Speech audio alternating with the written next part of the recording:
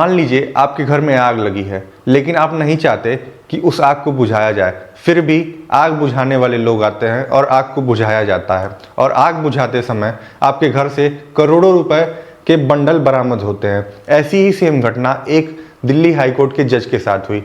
14 मार्च 2025 जब पूरे देश में होली मनाई जा रही थी, उसी दिन दिल्ली हाईकोर्ट के न्यायमूर्ति यशवंत वर्मा के आधिकारिक आवास पर आग लगी, और उस समय वह भोपाल में थे। उन्हें घटना की सूचना उनके बेटी से मिली। आग लगने की घटना के बाद उनके आवास पर बड़ी मात्रा में नकदी बरामद हुए। इस मामले को लेकर न्यायपालिका और मीडिया में व्यापक चर्चा को जन्म दिया है। खैर, सुप्रीम कोर्ट ने कोलेजियम द्वारा न्यायमूर्ति वर्मा को इलाहाबाद हाई कोर्ट में ट्रांसफर कर दिया गया है, लेकिन ट्रांसफर को लेके Allahabad high court bar association ने इसका विरोध किया है। बार एसोसिएशन का कहना है कि इलाहाबाद हाई कोर्ट कोई डंपिंग ग्राउंड नहीं है, कोई गार्बेज नहीं है जो आप किसी भ्रष्टाचार से लिप्त जज को आप यहाँ ट्रांसफर करके भेज दें। उन्होंने न्यायमूर्ति वर्मा के खिलाफ महाभियोग की प्रक्रिया शुरू करने की मांग की है।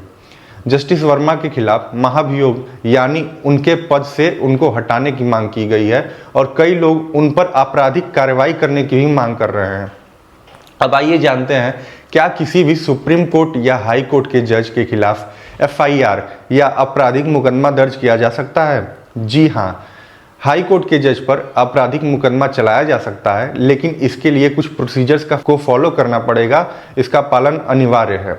इस वीडियो में हम जानेंगे, क्या हाई कोर्ट जज को गिरफ्तार किया जा सकता है? क्या उनके ऊपर FIR दर्ज कराई जा सकती है? क्या उन पर कोई भी आपराधिक मुकदमा चलाया जा सकता है, हाँ या नहीं? और साथ ही साथ जानेंगे हाई कोर्ट या सुप्रीम कोर्ट के जज का रिमूवल यानी कि महाभियोग कैसे होता है। वीरास्वामी बनाम यूनियन ऑफ इंडिया 1991 के मामले में भारत के सर्वोच्च न्यायालय ने उच्च न्यायालय के जजों के खिलाफ भ्रष्टाचार के आरोपों पर मुकदमा चलाने की प्रक्रिया को स्पष्ट किया। इस निर्णय में कोर्ट ने कहा कि किसी भी उच्च न्यायालय या सर्वोच्च न्यायालय के जजों के खिलाफ भ्रष्टाचार निवारण अधिनियम के तहत मुकदमा दर्ज करने के लिए भारत के चीफ जस्टिस ऑफ इंडिया यानी कि भारत के मुख्य न्यायाधीश की अनुमति आवश्यक है। यानी कि जो कानून 1988 में संसद द्वारा बनाया गया था, प्रिवेंशन ऑफ करप्शन एक्ट, भ्रष्टाचार निरोधक कानून, उसके तहत किसी भी सुप्रीम कोर्ट या हाई कोर्ट के जज के ऊपर मुकदमा चलाए जाने के लिए सबसे पहले तो भारत के मुख्य न्यायाधीश की अनुमति लेनी पड़ेगी, यानी कि CJI की अनुमति लेनी पड़ेगी किसी भी जज पर मुकदमा चलाने के लिए। इसी जजमेंट में कोर्ट ने कहा कि न्यायाधीशों के खिलाफ किसी भी जांच या कार्रवाई को बिना सोचे समझे शुरू करने के लिए न्यायपालिका की स्वतंत्रता प्रभावित हो सकती है। इसलिए जजों की निष्पक्षता और स्वतंत्रता को बनाए रखने के लिए यह अनुमति आवश्यक है। इस मामले में यह भी चर्चा हुई कि क्या उच्च न्यायालय के न्यायाधीश लोक सेवक पब्लिक सर्वेंट के अंतर्गत आते हैं या नहीं। तो सुप्रीम कोर्ट ने माना कि वह भ्रष्टाचार विरोधी कानून के अंतर्गत आते हैं, लेकिन उनके खिलाफ कार्रवाई से पहले उचित सुरक्षा उपाय अपनाने होंगे। अब आते हैं कि क्या हाईकोर्ट के जज को गिरफ्तार किया जा सकता है।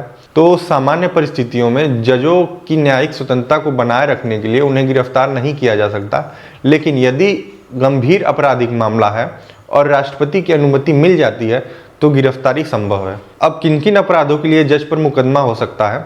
तो सबसे पहले तो भ्रष्टाचार के मामले में, यानी कि प्रिवेंशन ऑफ करप्शन एक्ट 1988 के तहत। दूसरी चीज, धोखाधड़ी, रिश्वत, आपराधिक साजिश और यौन शोषण जैसे मामलों पर सुप्रीम कोर्ट या हाई कोर्ट के जज के ऊपर मुकदमा चलाया जा सकता है। अब जैसे जस्टिस यशवंत वर्मा के मामले को ही देख लिया जाए, तो इस प्रकरण की गंभीरता को देखते हुए भारत के मुख्य न्यायाधीश ने 3 सदस्यीय फैक्ट फाइंडिंग कमेटी का गठन किया। इस समिति में पंजाब एवं हरियाणा हाईकोर्ट के मुख्य न्यायाधीश शील नागू, हिमाचल प्रदेश के हाईकोर्ट के मुख्य न्यायाधीश GS सांधावालिया और कर्नाटक हाईकोर्ट की न्यायमूर्ति अनु शिवरामन भी शामिल हैं। अब अगर बात करें सुप्रीम कोर्ट या हाई कोर्ट के जज की इम्पीचमेंट यानी कि महाभियोग की, तो सबसे पहले तो यह जान लें कि भारत के संविधान में जजों के लिए इम्पीचमेंट जैसे शब्द हैं ही नहीं, और यह महाभियोग जैसा शब्द नहीं है। महाभियोग शब्द और इम्पीचमेंट सिर्फ और सिर्फ राष्ट्रपति के लिए लगाया गया है। जजों के लिए सिर्फ एक रिमूवल शब्द का इस्तेमाल हुआ है।